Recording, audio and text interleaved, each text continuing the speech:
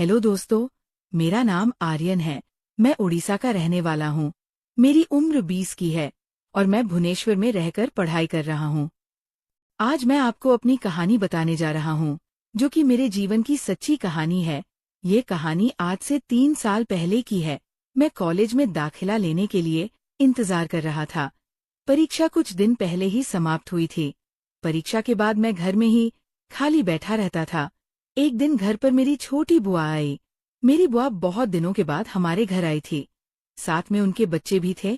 बुआ को एक लड़का और एक लड़की थी। वो दोनों बच्चे अभी छोटे ही थे। बुआ की उम्र भी ज्यादा नहीं थी। वो 28 साल के करीब की रही होंगी। घर पर मम्मी से मिलकर वो मुझसे भी गले मिली। फिर बुआ ने मेरे कंधे पर हाथ रखकर कहा, आर्यन, तुम तो काफी बड़े हो गए हो। मैंने बुआ की बात का जवाब देते हुए कहा, बुआ, अब छोटा ही रहूंगा क्या? मेरी बात पर बुआ मुस्कराने लगी।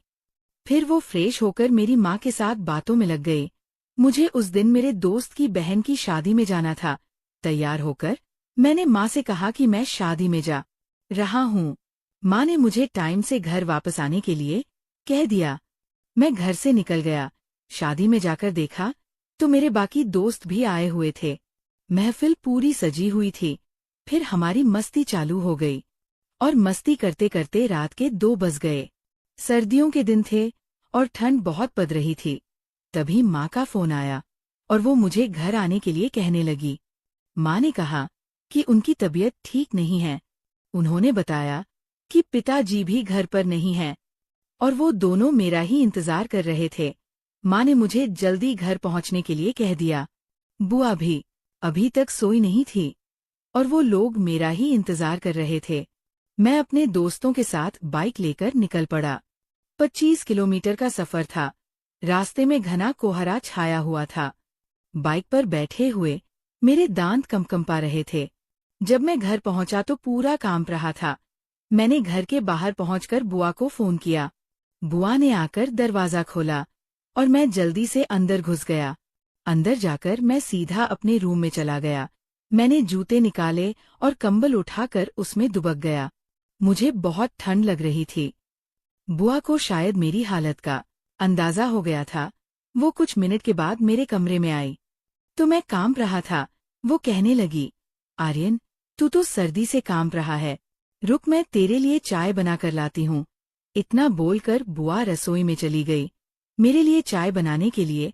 तब तक मैं कंबल की गर्मी लेकर थोड़ा गर्म हो चुका था। मैं अपने फोन में रील देखने लगा। थोड़ी देर में बुआ चाय लेकर आई। बुआ ने चाय का कप मेरे हाथ में थमाया और पास ही बैठ गई। मैंने दोनों हाथों से कप को पकड़ लिया। गर्माहट मिलते ही थोड़ा सुकून महसूस हुआ। बुआ मुस्कुराते हुए बोली, अब तो तेरी शादी की उम्र हो गई है। कोई लड़की वड़की पसंद है क्या? मैं थोड़ा हंसते हुए बोला, अभी तो पढ़ाई कर रहा हूँ। बुआ, पहले पढ़ाई पूरी कर लूं फिर सोचेंगे।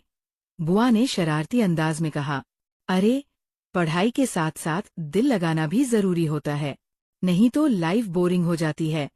मैं थोड़ा शर्माते हुए बोला, ऐसा कुछ नहीं है बुआ, अभी तक तो कोई मिली ही नहीं जो दिल को भा जाए।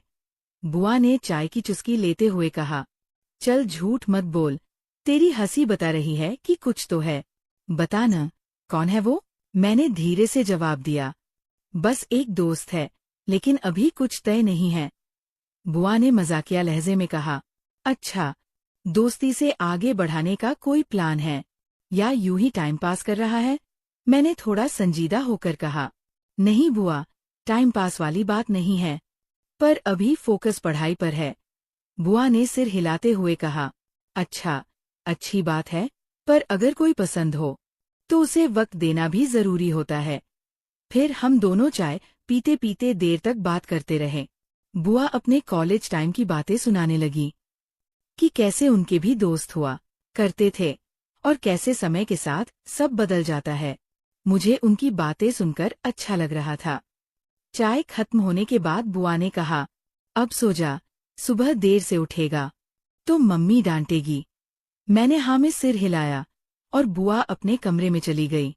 उनके जाने के बाद मैं कंबल में दुबक गया। ठंड अब भी थी, लेकिन चाय पीने के बाद शरीर में थोड़ी गर्मी आ गई थी। धीरे धीरे आंखें बंद होने लगीं और मैं गहरी नींद में सो गया। फिर अगली सुबह मम्मी की आवाज सुनकर मेरी नींद खुली। वो किचन में कुछ बना रही थी, साथ ही बुआ से बातें भी कर रही थी। हल्की हल्की धूप खिड़की से अंदर आ रही थी। मैं धीरे धीरे उठकर बैठा, कंबल अब भी मेरे ऊपर था। तभी बुआ कमरे में आई और बोली, चल उठ, कितनी देर तक सोएगा? मम्मी कब से तुझे आवाज दे रही हैं। मैंने अंगड़ाई लेते हुए कहा। बस अभी उठा बुआ। फिर मैं बाथरूम जाकर फ्रेश हुआ और बाहर आया तो देखा कि मम्मी और बुआ साथ में चाय पी रही थी। मम्मी ने मुझे देखते ही कहा, आजा, तेरा भी कप रखा है, पी ले। मैं भी उनके पास बैठकर चाय पीने लगा। घर का माहौल बहुत खुशनुमा था। बुआ के बच्चे खेल रहे थे, पापा अभी तक नहीं लौटे थे और मम्मी सुबह की सफाई और खाना बनाने में व्यस्त थी। थोड़ी देर बाद मम्मी ने कहा, आर्यन, मुझे तेरी नानी के यहाँ जाना है, वहाँ कुछ जरूरी काम है, मैं दोपहर तक लौट आऊंगी। मैंने सिर हिलाते हुए कहा, ठीक है मम्मी, आप आराम से जाओ। बुआ ने भी कहा, हाँ भाभी, आप निश्चिंत रहिए, मैं यहाँ हूँ ना। मम्मी तैयार होकर घर से निकल गई और अब घर में मैं, बुआ और उनके बच्चे थे। बुआ किचन में कुछ बनाने चली गई और मैं अपने फोन में लग गया। कुछ देर बाद बुआ किचन से बाहर आई और बोली, आर्यन, नाश्ता लग गया है, आकर खा ले। मैंने फोन रखते हुए कहा, हाँ, आता हूँ बुआ। डाइनिंग टेबल पर नाश्ता लग चुका था, गर्म पराठे, दही और अचार। मैं और बुआ साथ बैठकर खाने लगे। उनके बच्चे भी पास ही बैठकर खेल रहे थे। वैसे कल रात की बात अभी भी दिमाग में घूम रही है, बुआ ने मुस्कुराते हुए कहा। मैंने हैरानी से पूछा, कौन सी बात?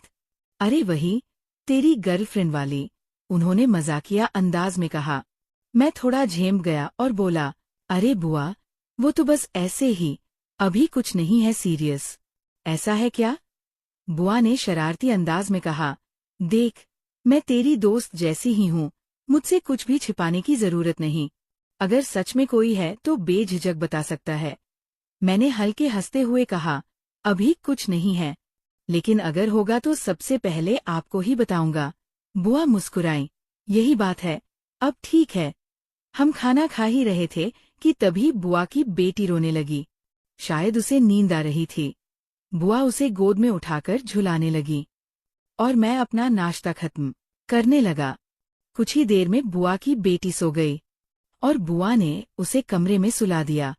फिर वो वापस आई और मेरे सामने बैठकर बोली, चल, अब तू बता, तेरी पढ़ाई कैसी चल रही है? भुवनेश्वर में सब ठीक चल रहा है? मैंने सिर हिलाते हुए कहा, हाँ बुआ, सब अच्छा चल रहा है, बस एग्जाम्स की टेंशन रहती है। बुआ ने समझाते हुए कहा, देख, टेंशन मत लिया कर, जितना हो सके प्लान करके पढ़ाई कर। और हाँ, सेहत का भी ख्याल रखना। वहाँ हॉस्टल में टाइम से खाना खाता है या नहीं?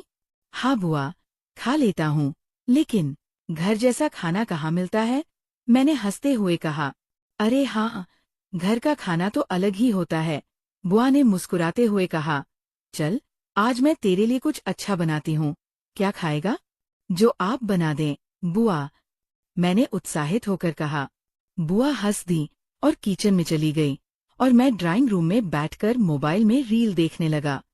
थोड़ी देर में घर से हल्के मसालों की खुशबू आने लगी। बुआ सच में कुछ स्पेशल बना रही थी। करीब 1 घंटे बाद उन्होंने आवाज लगाई, आर्यन, खाना लग गया है, आजा। मैं झट से उठा और डाइनिंग टेबल पर पहुंचा। बुआ ने आलू गोभी की सब्जी, दाल, चावल और गर्म गर्म रोटियां बनाई थीं। खाने की खुशबू से ही भूख बढ़ गई थी। वाह बुआ, मजा आ गया, मैंने थाली की तरफ देखते हुए कहा। बुआ हंस दी, अभी खा, फिर बता कैसा लगा। हम दोनों खाना खाने लगे। जैसे जैसे मैं खाता गया, मुझे अपने हॉस्टल के खाने की याद आ गई। वहाँ न ऐसा स्वाद होता था, न घर जैसी गर्माहट। मैंने बुआ से कहा, आपका बनाया खाना खाकर तो मुझे भुवनेश्वर जाने का मन ही नहीं कर रहा है। बुआ मुस्कुराई, तो फिर रुक जा कुछ दिन, मम्मी भी खुश हो जाएंगी। नहीं बुआ, कॉलेज छोड़कर कैसे रुक सकता हूँ? मैंने हल्के अफसोस से कहा। बुआ ने गहरी सांस ली।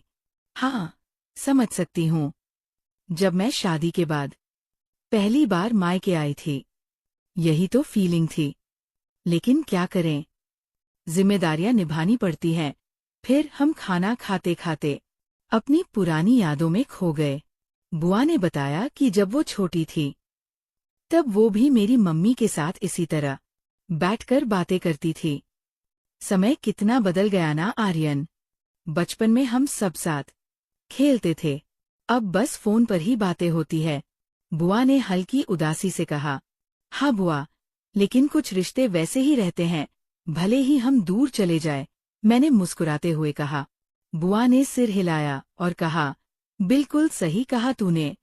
फिर जैसे ही हमने खाना खत्म किया, मम्मी का फोन आया। मैं जल्दी से फोन उठाया। हाँ मम्मी, पहुंच गई? मम्मी की आवाज आई। हाँ बेटा, मैं पहुंच गई हूँ, लेकिन शायद मुझे थोड़ी देर और लगेगी। तुम लोग ठीक हो ना? हाँ मम्मी। बुआ के हाथ का खाना खाकर मजा आ गया। मम्मी हंस पड़ी। अच्छा, तो अब बुआ ज्यादा प्यारी हो गई, मैंने मजाकिया अंदाज में कहा। मम्मी ने हंसते हुए कहा, ठीक है, मैं जब निकलूंगी तो बता दूंगी। फोन कटने के बाद बुआ ने कहा, चल अब थोड़ा आराम कर ले, फिर शाम को बाहर टहलने चलते हैं। मैंने हाँ में सिर हिलाया और अपने कमरे में चला गया। लेटते ही मुझे पता ही नहीं चला कब नींद आ गई। करीब 3 घंटे की नींद के बाद मेरी आँख खुली। बाहर से बुआ के बच्चों की खिलखिलाहट सुनाई दे रही थी। मैं उठकर बैठा और कमरे की खिड़की से बाहर देखा। सूरज ढलने लगा था, हल्की ठंडी हवा चल रही थी। मैंने एक लंबी अंगड़ाई ली और कमरे से बाहर आया। बुआ हॉल में बैठी चाय पी रही थी। मुझे देखते ही बोली, अच्छा, साहब जाग गए, नींद पूरी हुई? मैं हंसते हुए बोला, हाँ बुआ, घर की नींद ही अलग होती है। चल, फिर हाथ मुंह धो ले, मैं अभी चाय बना देती हूँ। मैं बाथरूम जाकर फ्रेश हुआ और लौट कर आया। तब तक बुआ ने मेरे लिए भी चाय बना दी थी। हम दोनों हॉल में बैठकर चाय पीने लगे। तो क्या कहते हो, बाहर टहलने चले? बुआ ने पूछा। हाँ, चले ना, वैसे भी शाम की ताज़ी हवा लेने का मजा ही अलग है, मैंने जवाब दिया। बुआ ने अपने बेटे को भी तैयार किया, जबकि उनकी बेटी अब भी सो रही थी। चलो, ज्यादा दूर नहीं चलते, बस गली के मोड़ तक और वापस आ जाएंगे। फिर हम दोनों घर से बाहर निकले। ठंडी हवा लगते ही शरीर में एक ताजगी सी महसूस हुई। सड़क पर कुछ लोग टहल रहे थे, कुछ बच्चे खेल रहे थे और गली के नुक्कड़ पर चाय की दुकान पर कुछ बुजुर्ग बैठे गपशप कर रहे थे। हम धीरे धीरे चलते हुए बातें कर रहे थे। बुआ ने कहा, भुवनेश्वर की भाग दौड़ में तुझे शायद ऐसी शामें कम ही नसीब होती होंगी। बिल्कुल सही पकड़ा बुआ, मैंने हंसते हुए कहा। भुवनेश्वर में हर कोई भाग रहा होता है, किसी के पास फुर्सत ही नहीं होती कि बस यूं ही बेफिक्री से टहला जाए। बुआ ने सिर हिलाया। जिंदगी अजीब होती है, जब हम छोटे होते हैं तो बस बड़े होने की जल्दी रहती है, और जब बड़े हो जाते हैं तो वो मासूमियत और फुर्सत ढूंढते हैं। मैंने सहमति में सिर हिलाया।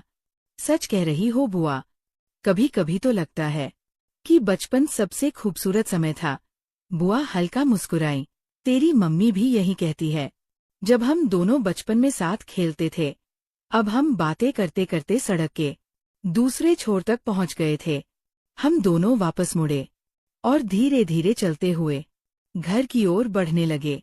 बुआ के चेहरे पर सुकून भरी मुस्कान थी और मैं भी खुद को हल्का महसूस कर रहा था। घर लौटने के कुछ देर बाद हम सब फिर से अपनी अपनी दिनचर्या में लग गए। बुआ अपने बच्चों को संभाल रही थी। तभी अचानक मम्मी का फोन आया। मैंने जल्दी से कॉल उठाई। आर्यन, बेटा, मैं आज रात नानी के यहाँ ही रुकने वाली हूँ। यहाँ कुछ जरूरी काम बाकी रह गया है और इतनी रात को अकेले लौटना सही नहीं लगेगा। मैंने हल्की हैरानी से पूछा, अच्छा, तो पापा कब तक आएंगे? पापा को आने में अभी 1-4 दिन और लग सकते हैं, इसलिए आज रात तुम और बुआ ही घर पर रहोगे। मम्मी की आवाज में हल्की चिंता थी। ठीक है मम्मी, आप चिंता मत करो, मैं और बुआ सब संभाल लेंगे। मैंने उन्हें भरोसा दिलाया। बुआ भी पास ही खड़ी थी।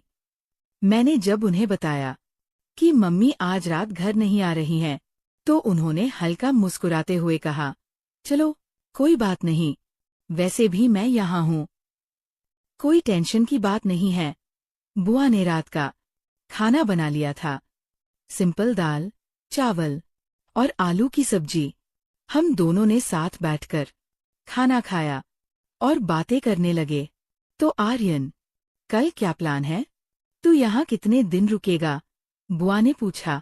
अभी कुछ तय नहीं है, लेकिन ज्यादा दिन तो नहीं रुक सकता। वापस भुवनेश्वर जाकर पढ़ाई भी करनी है। बुआ हल्का मुस्कुराई। समझ सकती हूँ, लेकिन जितना समय यहाँ अच्छे से बिता लेना। मम्मी पापा को भी तेरा साथ कम ही मिलता है। मैंने सहमति में सिर हिलाया। रात के करीब 12 बज चुके थे। बुआ के बच्चे सो चुके थे और पूरा घर एकदम शांत था। मैं अपने फोन में लगा हुआ था। तभी बुआ ने कमरे में झांक कर कहा, आर्यन, नींद नहीं आ रही क्या? अभी नहीं बुआ, बस ऐसे ही फोन देख रहा था। अच्छा, तो चल थोड़ी देर बैठकर बातें करते हैं। वैसे भी इतने दिनों बाद तुझसे खुलकर बातें करने का मौका मिला है। बुआ किचन में गई और 2 कप दूध ले आई। हम दोनों हॉल में बैठकर धीरे धीरे दूध पीने लगे। बाहर हल्की ठंडी हवा चल रही थी और माहौल बहुत शांत था। तो भुवनेश्वर की लड़कियां कैसी होती हैं? बुआ ने अचानक मजाकिया अंदाज में पूछा। मैं हंस पड़ा। अरे बुआ, लड़कियां तो हर जगह एक जैसी होती है, फर्क तो इंसान की सोच का होता है। बुआ भी हंस दी। बिल्कुल सही कहा तूने, लेकिन सुना है वहां दोस्ती जल्दी बनती है और जल्दी टूट भी जाती है। मैंने थोड़ा सोचा और जवाब दिया, हाँ, ये तो सही बात है। वहां हर कोई अपने करियर और लाइफ में इतना बिजी है कि किसी के पास रिश्तों को गहराई से निभाने का समय ही नहीं होता। बुआ ने धीरे से सिर हिलाया। समय के साथ चीजें बदल जाती है आर्यन। जब मैं कॉलेज में थी, तब दोस्ती और रिश्तों की अहमियत अलग थी। अब सब कुछ इंस्टेंट हो गया है। इंस्टेंट प्यार, इंस्टेंट ब्रेकअप, इंस्टेंट दोस्ती। मैं उनकी बातों को ध्यान से सुन रहा था। सच में, आजकल हर चीज इतनी तेज हो गई है कि लोग टिककर किसी चीज को जी ही नहीं पाते। रात गहराती जा रही थी, लेकिन हमारी बातें खत्म होने का नाम नहीं ले रही थीं। बाहर हल्की ठंडी हवा चल रही थी और घर के अंदर भी ठंड बढ़ गई थी। मैं और बुआ अब भी बातें कर रहे थे, लेकिन अचानक मुझे हल्की कंपकंपी महसूस होने लगी। अरे आर्यन, तुझे ठंड तो नहीं लग रही? बुआ ने चिंता से पूछा। मैंने सिर हिलाते हुए कहा, नहीं बुआ, बस हल्का अजीब सा लग रहा है। मुझे लगा कि शायद ठंडी हवा लग गई है, लेकिन धीरे धीरे मेरी तबीयत और खराब होने लगी। शरीर में अजीब सी कमजोरी महसूस होने लगी और हल्का सिर भारी लगने लगा। बुआ ने गौर किया कि मेरा चेहरा थोड़ा फीका पड़ गया है। उन्होंने तुरंत उठकर मेरे माथे पर हाथ रखा और बोली, आर्यन, तेरा माथा तो हल्का गर्म लग रहा है, कहीं बुखार तो नहीं आ रहा? मैंने धीमे स्वर में कहा। शायद हाँ बुआ, थोड़ा अजीब महसूस हो रहा है। बुआ घबराई नहीं, बल्कि तुरंत किचन की तरफ गई और गर्म पानी लेकर आई। चल, पहले ये पी ले, फिर तुझे दवाई भी दे देती हूँ।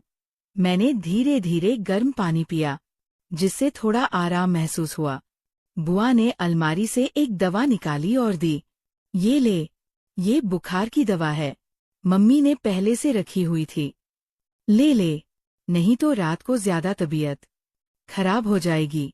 मैंने दवा ली और बिस्तर पर लेट गया। बुआ ने मुझे एक और कंबल ओढ़ा दिया और कहा, आराम से लेट जा, मैं यहीं बैठी हूँ। कोई जरूरत हो तो बस बोल देना। दवाई लेने के कुछ देर बाद मुझे हल्की नींद आने लगी, लेकिन मैं अभी भी पूरी तरह सो नहीं पाया था।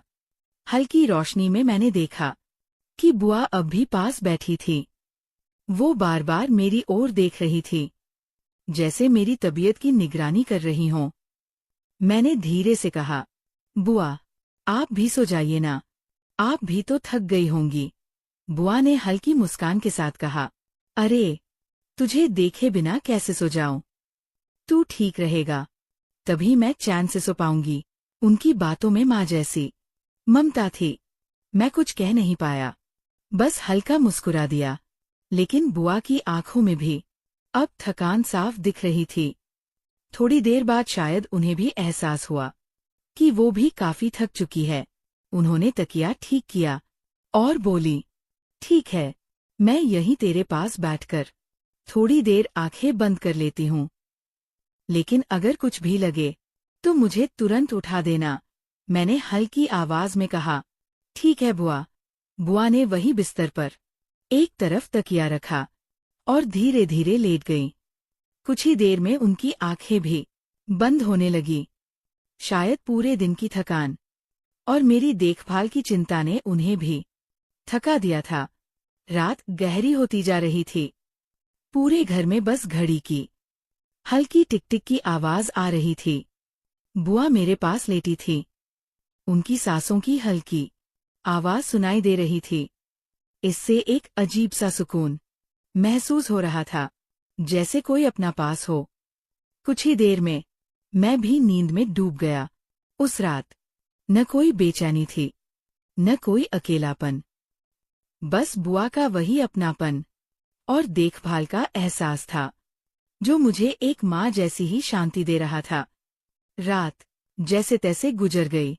दवाई का असर हुआ था, जिससे बुखार थोड़ा कम हो गया था, लेकिन शरीर अभी भी थोड़ा भारी लग रहा था। सुबह की हल्की रोशनी खिड़की से अंदर आ रही थी। मेरी आंखें धीरे धीरे खुली तो देखा कि बुआ अभी भी मेरे पास ही सो रही थी। उनका एक हाथ मेरे बिस्तर पर था। शायद रात में मेरी तबीयत देखते देखते ही वहीं सो गई थी। चेहरे पर हल्की थकान झलक रही थी। मुझे याद आया कि उन्होंने रात भर मेरी देखभाल की थी और खुद ठीक से आराम भी नहीं किया था। मैंने धीरे से हिलते हुए उठने की कोशिश की ताकि उन्हें परेशान न करूं, लेकिन मेरी हलचल से बुआ की नींद खुल गई। उन्होंने धीरे से आंखें खोलीं और तुरंत मेरी तरफ देखा। कैसा लग रहा है अब? बुआ ने चिंता भरी आवाज में पूछा। मैंने हल्की मुस्कान के साथ कहा, अब काफी बेहतर महसूस हो रहा है बुआ। बुखार भी कम लग रहा है। बुआ ने हाथ बढ़ाकर मेरे माथे को छुआ और राहत की सांस ली। हाँ, अब बुखार उतरा हुआ लग रहा है, लेकिन तू एकदम ठीक हुआ नहीं है। आराम कर ले। मैंने धीरे से कहा, बुआ, आप भी तो रात भर जागी थी। आपको भी तो आराम करना चाहिए। बुआ हल्का हंसी और बोली, अरे, माँ जैसी हूँ तेरी, तुझे ठीक देखकर ही आराम मिलेगा। ये कहकर बी बुआ उठकर किचन की तरफ चली गईं और मेरे लिए हल्का गर्म पानी और चाय बना लाई। उन्होंने मुझे चाय देते हुए कहा, इसे पी ले, शरीर को गर्मी मिलेगी, और नाश्ते में कुछ हल्का बना देती हूँ। मैंने चाय का एक घूंट लिया और महसूस किया कि सच में शरीर को राहत मिल रही थी। मैंने बुआ की तरफ देखा और हल्के अंदाज में कहा, बुआ, आपको भी आराम करना चाहिए। आप भी बैठकर चाय पी लो। बुआ मुस्कुराई और बोली, अच्छा बाबा, तेरी जिद के आगे हार गई। मैं भी चाय पी लेती हूँ। हम दोनों चाय पीते पीते सुबह की हल्की फुल्की बातें करने लगे। वो एक सामान्य सुबह थी, लेकिन उस सुबह में एक अलग ही अपनापन था। ऐसा लग रहा था जैसे बुआ के रूप में मुझे माँ की गैर मौजूदगी में वही प्यार और देखभाल मिल रही थी। थोड़ी देर बाद बुआ ने हल्का दलिया और फल काटकर प्लेट में रखे और कहा, ले, पहले ये खा ले, फिर आराम कर लेना। मैंने मुस्कुराकर कहा, बुआ, आप बहुत अच्छी हो। बुआ हंस पड़ी और बोली, अच्छा अच्छा, अब तारीफ करना बंद कर। और धीरे धीरे नाश्ता करने लगा। सुबह का नाश्ता करने के बाद मैं थोड़ा बेहतर महसूस कर रहा था। बुआ अब भी मेरे पास ही बैठी थी, ये सुनिश्चित करने के लिए कि मैं पूरा नाश्ता कर लूं। तभी दरवाजे की घंटी बजी। बुआ ने दरवाजा खोला तो देखा कि मम्मी आ चुकी थी। उनके चेहरे पर हल्की थकान थी, लेकिन जैसे ही उन्होंने मुझे देखा, उनकी आंखों में चिंता साफ झलकने लगी। आर्यन, तू ठीक है ना? मम्मी ने आते ही घबराए हुए स्वर में पूछा। मैंने कहा कि हाँ मम्मी, रात को थोड़ा बुखार आ गया था, लेकिन अब ठीक महसूस कर रहा हूँ। मम्मी ने तुरंत पास आकर मेरे माथे पर हाथ रखा, फिर मेरी हथेलियां पकड़कर कहा, मुझे पता होता कि तेरी तबीयत खराब हो जाएगी तो मैं कभी वहां नहीं रुकती। मम्मी के चेहरे पर अब भी चिंता थी। उन्होंने मेरे माथे पर दोबारा हाथ रखा और फिर गहरी सांस लेते हुए बुआ से पूछा, कल रात क्या हुआ था? इसे अचानक बुखार कैसे आ गया? बुआ ने पानी का गिलास मम्मी की ओर बढ़ाते हुए कहा, भाभी, रात में आर्यन को अचानक ठंड लगने लगी थी। जब मैंने इसे देखा तो इसका माथा गर्म था, लेकिन घबराने वाली कोई बात नहीं थी। मैंने इसे दवा दे दी थी और रात भर इसका ख्याल रखा। मम्मी ने मेरी तरफ देखा और हल्का नाराज होते हुए बोली, तूने मुझे फोन क्यों नहीं किया? अगर तुझे इतनी तकलीफ हो रही थी तो बता सकता था ना? मैंने धीरे से कहा, मम्मी, आप पहले ही नानी के यहाँ बिजी थी। अगर आपको बता देता तो आप और परेशान हो जाती। और फिर बुआ तो थी ही मेरा ख्याल रखने के लिए। मम्मी ने गहरी सांस लेते हुए बुआ की तरफ देखा और थोड़ा भावुक होकर बोली, शीतल, सच कहूं तो तूने जो किया वो मैं भी नहीं कर पाती। अगर यहाँ होती, पूरी रात इसे संभालना तेरा बहुत एहसान रहेगा। बुआ हल्का मुस्कुराई और बोली, भाभी, इसमें एहसान कैसा? ये मेरा भी तो बच्चा है। और वैसे भी जब तू मेरे बच्चों के लिए कुछ करती है तब क्या तू एहसान गिनाती है? मम्मी की आंखों में हल्की नमी आ गई। उन्होंने बुआ का हाथ पकड़कर कहा, सच में नंद हो तो तेरी जैसी। मैं ये सब देखकर हल्का मुस्कुरा रहा था।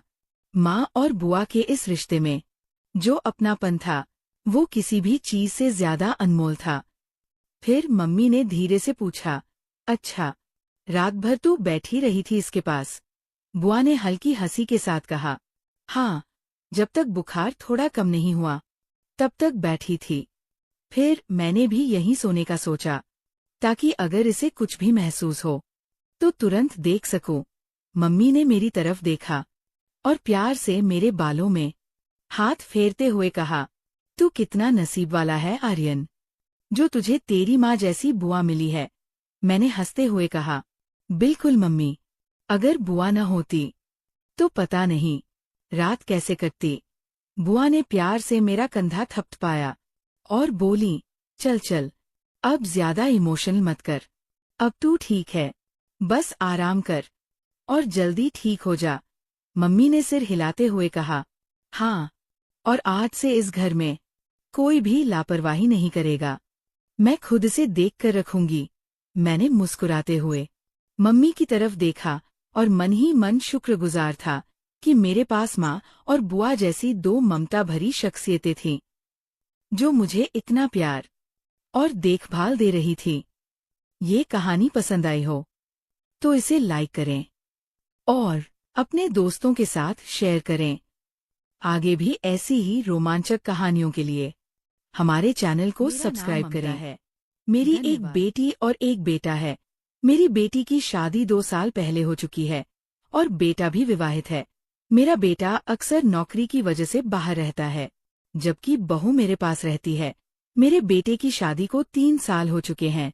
एक दिन मेरी बेटी सुप्रिया ने मुझे फोन करके बताया कि उसके पति को उसका बॉस ने नौकरी से हटा दिया है। अब उन दोनों के लिए मुसीबतें बढ़ गई थी। मैंने तुरंत उसे अपने घर बुलाने का फैसला किया ताकि मैं उसकी मदद कर सकूं। अगले दिन वह मुझसे मिलने आई। जब वो आई तो उसके चेहरे पर तनाव साफ दिखाई दे रहा था। मैंने उन्हें कहा कि जब तक दामाद को नई नौकरी नहीं मिल जाती तब तक वे मेरे साथ रह सकते हैं। लेकिन इसके बाद मेरी बहू की सुप्रिया के प्रति सहानुभूति कम होने लगी। एक दिन मैंने बहू को गुस्से में कहा कि अगर उसे मेरी बेटी से परेशानी है तो उसे अपने घर चली जाना चाहिए। मेरे ये कहने पर उसे बहुत गुस्सा आया और उसने तुरंत अपनी बैग भरकर अपने घर जाने का निर्णय लिया। उसके जाने के बाद मेरी बेटी घर में पहले की तरह सहज हो गई। कुछ दिनों बाद दामाद अचानक मेरी कमरे में आए। उस समय मैं अपनी अलमारी में कपड़े निकाल रही थी क्योंकि मुझे एक दोस्त की बेटा की शादी में जाना था। मैंने कुछ साड़ियां अलग रखी थी और जब मैं एक साड़ी के ब्लाउज को ट्राई कर रही थी तभी दामाद बिना दरवाजा खटखटाया कमरे में आ गए। उन्हें देखकर मैंने तुरंत अपना चेहरा पीछे कर लिया। ये सब बहुत अनपेक्षित था और मुझे लगा कि इससे मुझे और दामाद दोनों को असहज महसूस हो रहा है। मैंने जल्द से जल्द अपने आप को ठीक कर लिया और जैसे ही मैंने साड़ी को समेटा मैंने दामाद की ओर मुड़कर देखा। घर में बहू के साथ अकेले रहने के कारण मैं दरवाजा लॉक करने की आदत नहीं रखती थी, इसलिए दरवाजा हमेशा खुला रहता था। आज भी मैंने दरवाजा ठीक से नहीं बंद किया था। जैसे ही मैंने दामाद की ओर मुड़ा देखा कि वे मेरे बेड के पास खड़े थे। दामाद ने कहा, सासू माँ, मैं अचानक आपके कमरे में आ गया, इसके लिए माफ कीजिए। उन्होंने माफी मांगने के बाद मुझसे थोड़ा दूरी बनाते हुए कहा, सासू माँ, आप जो कुछ भी मेरे और सुप्रिया के लिए कर रही है, ये सच में बहुत बड़ी बात है। आजकल तो दामाद को घर में ठिकाना देने वाली सिर्फ माताएं ही होती हैं, लेकिन आप मुझे अपने बेटे की तरह संभाल रही हैं। चिंता मत करें, मैं ज्यादा दिन यहाँ नहीं रहूंगा। आखिरकार मैं इस घर का दामाद हूँ और दामाद को ससुराल में ज्यादा दिन रहना शोभा नहीं देता। मैं जल्दी से जल्दी नौकरी की तलाश में हूँ। मैंने दामाद से कहा, दामाद, आपको मुझे धन्यवाद कहने की जरूरत नहीं है। और हाँ, आप इस घर के इकलौते दामाद हैं। आपको कोई शर्म नहीं होनी चाहिए। इस घर में आप अपने आप को पूरी तरह से अपना समझे। मेरी बात सुनकर दामाद ने मुझे अचानक गले लगा लिया और कहा, सासू माँ, मैं आपके इस उपकार का कितना कर्ज चुकाऊंगा ये मुझे भी नहीं पता। जब दामाद ने मुझे गले लगाया मैं चौंक गई। आखिरकार वे मेरे दामाद थे और हमारा रिश्ता इतना खुला नहीं था। मैंने सोचा कि ये नई पीढ़ी की सोच हो सकती है जिसमें दामाद अपनी सांस से बिना झिझक बातचीत करते हैं। धीरे धीरे मेरे मन में कुछ अनचाही बातें आने लगी। मुझे ऐसा लगने लगा कि सुप्रिया और दामाद के बीच कुछ ठीक नहीं था। एक रात जब मैं सुप्रिया के कमरे से निकल रही थी तो मुझे उसके कमरे से बड़बड़ा की आवाज सुनाई दी। मुझे यकीन था कि उनके बीच कुछ विवाद चल रहा है। ये सुनकर मैं सीधे उनके कमरे में गई। वहां जाकर मैंने देखा कि सुप्रिया अपने पति को उल्टा सीधा बोल रही थी। उसने कहा, 20 दिन हो गए लेकिन इस आदमी ने अभी तक नई नौकरी नहीं पाई। पूरे दिन घर पर बैठकर क्या कर रहा है? घर में रहकर मेरे पति का सिर खराब हो गया है और अब वह मुझसे तेल की मालिश की मांग कर रहा है। मैं इस बेकार इंसान की मालिश नहीं करूंगी। सुप्रिया इतनी भड़क गई थी कि उसने माँ के सामने ही अपने पति का अपमान करना शुरू कर दिया। इस पर मैंने सुप्रिया को डांटते हुए कहा, सुप्रिया, थोड़ा अपने शब्दों का ध्यान रखो। दामाद को एक ना एक दिन नौकरी मिलेगी। ये कठिन समय भी बीत जाएगा। इस समय में तुम्हें अपने पति का मानसिक समर्थन करना चाहिए। पति की सेवा करना बहुत पुण्य का कार्य है। मेरी बात सुनकर सुप्रिया ने कहा, माँ, अगर तुम्हारा दामाद इतना प्यारा लगता है तो तुम उसे तेल की मालिश क्यों नहीं कर देती? मैं उसे कुछ कहने ही वाली थी कि दामाद ने मेरा हाथ पकड़ लिया और मुझे कमरे से बाहर ले जाने लगे। उन्होंने कहा, सासू माँ, मैं सुप्रिया की चिड़चिड़ाहट को समझ सकता हूँ। मेरे जैसे व्यक्ति को घर में बैठना शोभा नहीं देता, लेकिन मैं भी क्या करूँ? मेरे पूरे प्रयास के बावजूद मेरी किस्मत खराब है। उनकी बात करते करते दामाद की आंखों में आंसू भी आ गए थे। मैंने कहा, दामाद जी, आप हिम्मत मत हारिए, सब कुछ ठीक होगा। फिर मैंने कहा, आप इस बेड के किनारे बैठिए, मैं आपको तेल की मालिश करके देती हूँ, इससे आपका मन शांत हो जाएगा। और आप अच्छी नींद ले सकेंगे। मैंने दामाद की सिर की मालिश करनी शुरू की। कुछ ही मिनटों में दामाद ने मेरा हाथ पकड़ लिया और उसे अपने कंधे पर घुमाने लगे और कहा, सासू माँ, आपके हाथों में सच में जादू है। कुछ ही मिनटों में मेरे सिर का तनाव दूर हो गया। क्या आप मेरी गर्दन पर भी थोड़ा तेल लगाकर मालिश कर देंगी? जब मैंने उनके कंधे पर हाथ फेरा तो मुझे थोड़ी लाज महसूस हुई।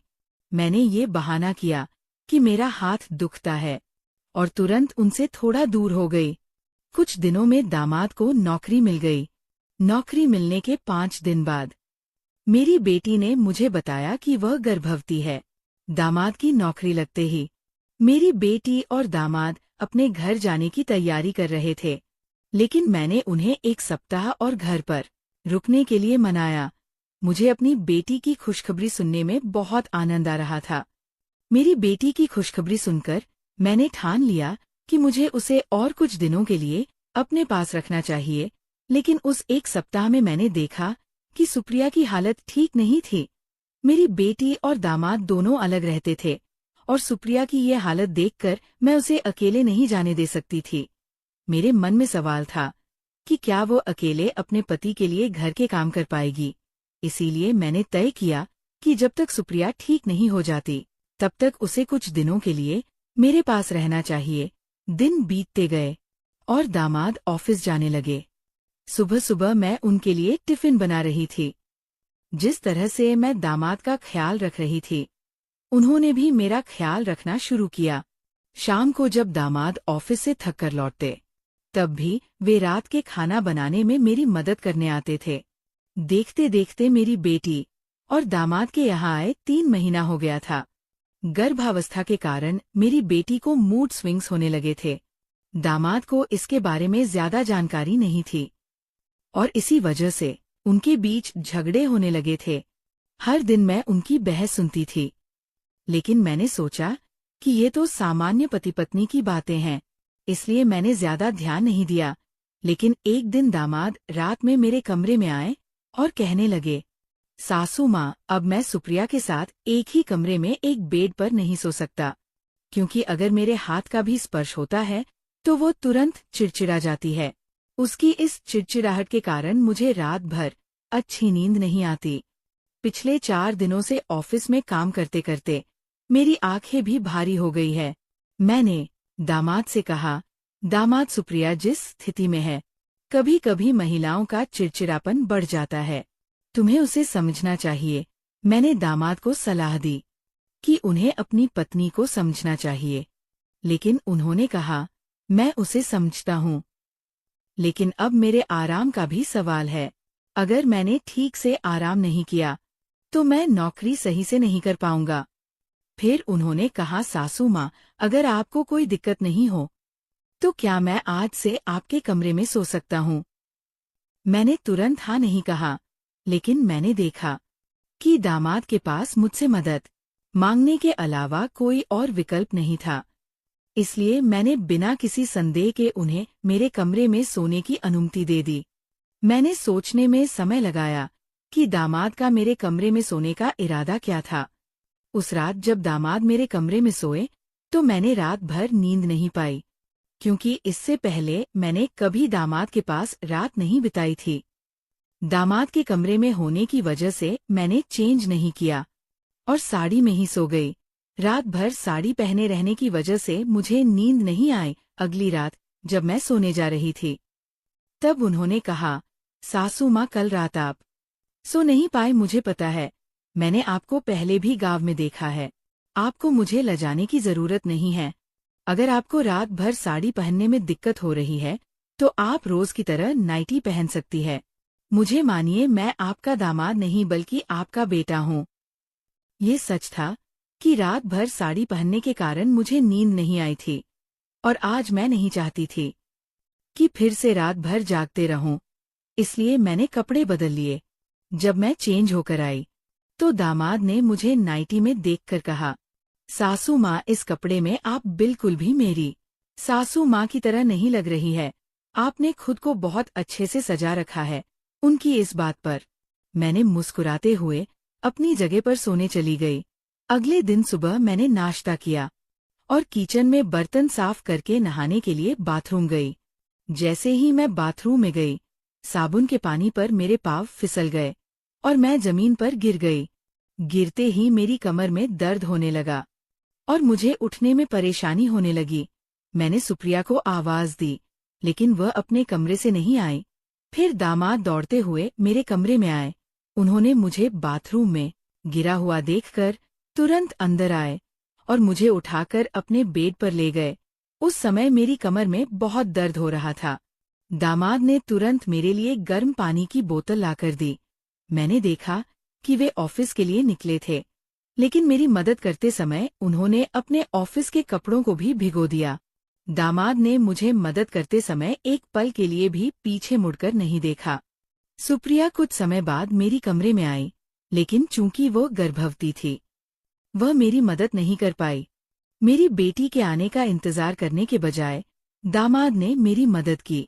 उन्होंने मुझे अस्पताल ले जाने की कोशिश की, लेकिन मैंने उनसे कहा कि कुछ दिनों में मेरा दर्द ठीक हो जाएगा, थोड़े आराम से सब सही हो जाएगा। मेरी बात सुनकर दामाद रुक गए और ऑफिस जाते समय सुप्रिया से कहा, जब तक मैं घर नहीं आता, सासू माँ का ध्यान रखना। शाम को घर वापस आने पर दामाद ने खुद ही खाना बनाया, क्योंकि सुप्रिया को परेशानी हो रही थी। इस वजह से वो किचन में कदम नहीं रख पा रही थी। रात में जब दामाद मेरे कमरे में सोने के लिए आए, तो मैंने देखा कि मैं अपनी कमर को पकड़कर बैठी हुई थी। दामाद ने बाम लेकर आए और कहा, सासू माँ, मैं आपको थोड़ा बाम लगा दूं, इससे आपका दर्द थोड़ा ठीक हो जाएगा। मुझे दामाद से मदद मांगने में झिझक हो रही थी, लेकिन उन्होंने बहुत जोर दिया। उन्होंने कहा, सुप्रिया तो गर्भवती है, इसलिए वो आपकी ज्यादा सेवा नहीं कर पाएगी। ये सब भगवान ने आपके दामाद को आपकी सेवा करने के लिए ही किया है। मैंने लाख कोशिश की कि मैं दामाद से मदद ना लूं, लेकिन उन्होंने मुझे बाम लगाना शुरू किया। जिस तरह से उन्होंने मेरे कमर पर हाथ से बाम लगाया, वो सब कुछ अलग सा लग रहा था। धीरे धीरे मुझे नींद आने लगी। जब बार बार दामाद का स्पर्श होता तो मैं समझ नहीं पाई। आधी रात जब मेरी आँख खुली तो मैंने देखा कि दामाद मेरे बहुत करीब सोए हुए हैं। इतना ही नहीं, बल्कि हमारी दोनों की चादर भी एक हो गई थी। ये सब देखकर मैंने तुरंत दामाद से दूर जाने की कोशिश की, लेकिन इधर उधर सरकते समय मेरी कमर फिर से दर्द करने लगी और मेरे मुंह से आवाज निकल गई। मेरी आवाज सुनते ही दामाद जाग गए। मुझे ऐसा लगा जैसे वो पहले से ही सोने का नाटक कर रहे थे। मैंने उन्हें तिरस्कार से देखा, लेकिन फिर भी उनके व्यवहार पर ध्यान नहीं दिया। अगले दिन जब मुझे खांसी आई तो दामाद ने तुरंत मेरी पीठ पर हाथ फेरना शुरू कर दिया। मेरी खांसी खत्म हो गई, लेकिन उनका हाथ मेरी पीठ पर आज भी वैसा ही था। मुझे अब दामाद के साथ अपने कमरे को साझा करना पसंद नहीं आ रहा था, क्योंकि उनकी मेरी तरफ की देखभाल अब मुझे कुछ और ही संकेत दे रही थी। दूसरे दिन दोपहर में जब सुप्रिया मेरी कमरे में आई तो मैंने उससे कहा कि मैं तुम्हारी बहू को घर बुलाने वाली हूँ। मुझे घर के काम करने में दिक्कत हो रही थी, इसलिए अगर वो घर पर रहेगी तो वो घर पर ध्यान दे सकेगी। इस पर सुप्रिया ने कहा, माँ, पिछले कुछ दिनों से तुम्हारा दामाद तुम्हारे बजाय तुम्हारा ज्यादा ख्याल रख रहा है, फिर भी आप अपनी बहू और बच्चे को क्यों बुलाना चाहती है? क्या तुम्हारा दामाद तुम्हारे लिए काफी नहीं है? जो बात मैं कहना चाहती थी वो सुप्रिया को समझ में नहीं आई। रात में मैंने दामाद से बात करने का फैसला किया। जब रात में दामाद कमरे में आए तो मैंने उनसे कहा, आज से तुम सुप्रिया के साथ उसकी कमरे में सो, उसे अकेले सोने के लिए मत छोड़ो। कुछ दिनों में मेरी बहू वापस आएगी, तब वह मेरे कमरे में सोएगी। इस पर दामाद ने कहा, सासू माँ, मैं आपकी देखभाल कर रहा हूँ, क्या मैंने आपको पराया समझ लिया है? इतना कहकर वे कमरे से बाहर निकल गए। शायद उन्हें मेरी बात पर नाराजगी हुई थी। तब मैं धीरे धीरे कदम बढ़ाते हुए दामाद को समझाने के लिए अपनी कमरे से बाहर निकली। दामाद सुप्रिया के कमरे में थे और जैसे ही मैं उनके कमरे के बाहर गई, मैंने उनकी और मेरी बेटी की बातें सुनी। मेरी बेटी कह रही थी, अर्जुन, तुमसे तो कुछ भी काम नहीं हो रहा है, पिछले कुछ दिनों से मैं सब कुछ कर रही हूँ, और अब तक मेरी माँ की नज़र में तुम अपनी छवि बनाने में असफल हो गए हो। दामाद चुप थे, और मेरी बेटी आगे बोली, क्या तुम्हें याद है कि हमें इस घर को अपने नाम पर करवाना है? तुम्हारी पेंशन में मैं अपना हिस्सा नहीं देख सकती। तुम्हारे परिवार में तो 2 कमरे हैं, और तुम्हारी माँ के पास भी 2 घर हैं। मैं चाहती हूँ कि कम से कम एक घर मेरे नाम पर हो, और इसके लिए मुझे किसी भी विवाद का सामना नहीं करना पड़ रही है। उसने कहा, माँ ने भैया और भाभी को घर बुलाने के बारे में मुझसे बात की थी। अगर वे दोनों घर आए तो पूजा तुरंत मेरे झूठ को पकड़ लेगी, और यदि एक बार हम माँ के सामने झूठ पकड़े गए तो ये घर हमारा रह नहीं जाएगा। उनकी बातें सुनकर मैं चौंक गई। उन्होंने पिछले कुछ दिनों से मेरे प्रति जो चिंता दिखाई थी, वह सब एक दिखावा था। मेरी बेटी ने खुद को गर्भवती बताकर मेरी भावनाओं से खेल किया था, ताकि वह अपने मायके का हिस्सा ले सके। मैं शांति से वहां से अपने कमरे में चली गई। कुछ समय बाद मैंने नकारने के बावजूद देखा कि दामाद फिर से मेरे कमरे में सोने आ गए। अगले दिन नाश्ते के समय बेटे और बहू को देखकर दामाद और सुप्रिया हैरान रह गए। सुप्रिया ने पूछा, माँ तुमने उसे यहाँ क्यों बुलाया? मैंने सोचा कि अब मुझे अपनी बात स्पष्ट करनी चाहिए। मैंने सुप्रिया के पास जाकर कहा, मैंने रात को तुम्हारे और दामाद के बीच की बातें अपने कानों से सुनी है। तुम दामाद की छवि को लेकर भगवान से प्रार्थना करने लगी थी, जबकि तुमने अपनी बहू को झूठा साबित किया है। इतने दिनों से जो बहू मेरी देखभाल कर रही थी, उसे बिना किसी विश्वास के यहाँ से भगा दिया। तुम मेरी खुद की बेटी हो, लेकिन इस प्रॉपर्टी के लिए तुमने मेरे खिलाफ साजिश की। पैसे के लिए तुमने रिश्तों को भुला दिया। मैंने उन्हें कहा, इस घर की एक ईंट भी तुम्हारे नाम पर नहीं होगी। जो भी मेरी देखभाल करेगा, यही प्रॉपर्टी उसकी होगी।